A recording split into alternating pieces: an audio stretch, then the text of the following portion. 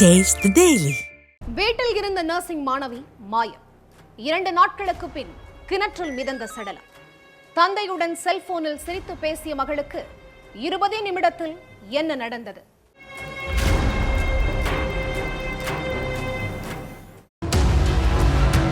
பக்கத்து ஊர்ல சொந்தக்காரர் இறந்து போயிட்டதால ரமேஷும் அவங்க மனைவியும் துக்க வீட்டுக்கு போயிருந்திருக்காங்க.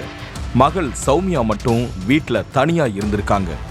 அப்பாவும் அம்மாவும் காலையில் 10 மணிக்கே வீட்டை விட்டு வெளியே போயிருந்தாலும் பொண்ணு வீட்டில் தனியா இருந்ததால அடிக்கடி ஃபோன் பண்ணி பேசிட்டு தான் இருந்திருக்காங்க. டிசம்பர் 25ஆம் தேதி நைட்டு 7 மணிக்கு துக்க வீட்டிலேருந்து புறப்பட்ட போது சௌமியாவுக்கு ஃபோன் பண்ணி பேசின ரமேஷ் வரும்போது ஏதாச்சும் வாங்கிட்டு வரணுமான்னு கேட்டிருக்காரு. ஃபோன் பேசி அரை மணி நேரம் தான் இருக்கும். அதுக்குள்ள புதுக்கோட்டை கருக்காக்குறிச்சியில் உள்ள வீட்டில் இருந்த சௌமியா காணாம போயிருந்திருக்காங்க. செருப்பு, செல்போன் எல்லாமே வீட்டில் தான் இருந்திருக்கு. பொண்ணை மட்டும் ஆளை காணோமேன்னு பதறிப்போன பெத்தவங்களும் சொந்தக்காரங்களும் அக்கம் பக்கத்தில் தேடி அலைஞ்சிருக்காங்க. எங்க தேடியும் சௌமியா கிடைக்கவே இல்லை. நைட்டு ஃபுல்லா மகள் வீட்டுக்கு வராததால மறுநாள் காலையில் வடகாடு போலீஸ் ஸ்டேஷனில் போய் மகளை காணோம்னு கம்ப்ளைண்ட் கொடுத்திருக்காரு தந்தை ரமேஷ். புகாரை வாங்கின போலீஸும் காணாம போன நர்சிங் மாணவியை தேட ஆரம்பிச்சிருக்காங்க. ஆனா 26ஆம் தேதியும் சௌமியாவை கண்டுபிடிக்கவே முடியல. இதுக்கு இடையில 27ஆம் தேதி அதிகாலையில அங்க உள்ள கிணத்துல சடலம் ஒன்று மிதந்துட்டு இருந்ததை கிராம மக்கள் பார்த்திருக்காங்க. அதுக்கப்புறம் கிணத்துல மிதந்த சடலத்தை மீட்டு பார்த்தப்பதான் தெரிஞ்சது அது காணாம போன சௌமியான்னு. பொண்ணை பறிகொடுத்த துக்கத்துல பெத்தவங்களும் சொந்தக்காரங்களும் கதறி அழுதுருக்காங்க.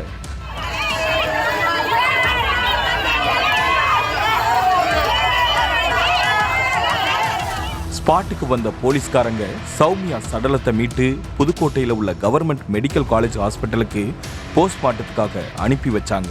போலீஸ் தரப்புல நர்சிங் மாணவி தற்கொலை செஞ்சுக்கிட்டதா கூறப்பட்டாலும் சௌமியா மரணத்துல மர்மம் இருக்கிறதா அவங்களுடைய அம்மா அப்பா புகார்ல தெரிவிச்சிருக்காங்க. 7 மணிக்கு என் கூட நல்லா பேசின என் பொண்ணு 20 நிமிஷத்துல எப்படி காணாம போவா?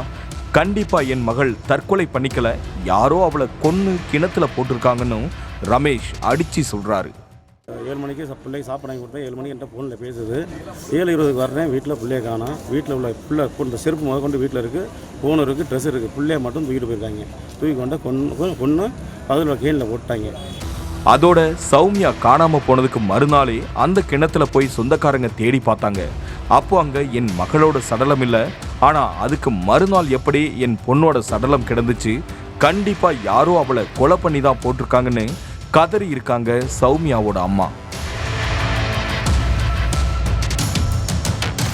புதுக்கோட்டை கவர்மெண்ட் மெடிக்கல் காலேஜில் டிப்ளமோ நர்சிங் 3வது வருஷம் படிச்சுட்டு வந்த சௌமியாவும் அதே பகுதியில் இருந்த இளைஞர் ஒருத்தரும் காதலிச்சுக்கிட்டு வந்ததா சொல்லப்படுது.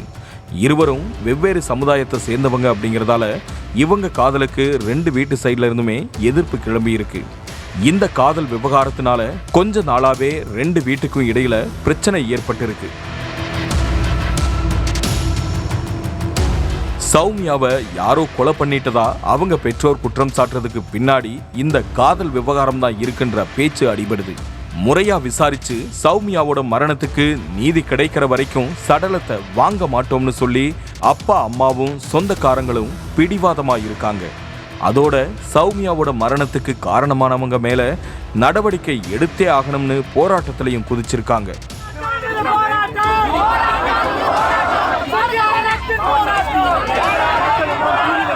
எதுவா இருந்தாலும் போஸ்ட்மார்ட்டம் ரிப்போர்ட் வந்ததுக்கு அப்புறம் தான் சௌமியாவோட மரணத்துல உள்ள மர்மமே வெளிச்சத்துக்கு வரும்னு போலீஸ் தரப்புல சொல்லப்படுது. நியாயம் கிடைக்கிற வரைக்கும் சடலத்தை வாங்க மாட்டோம்னு சொல்லி சௌமியாவோட உறவினர்கள் போராட்டத்துல குதிச்சிருக்கிறதால அந்த இடமே பதற்றமா இருக்குது.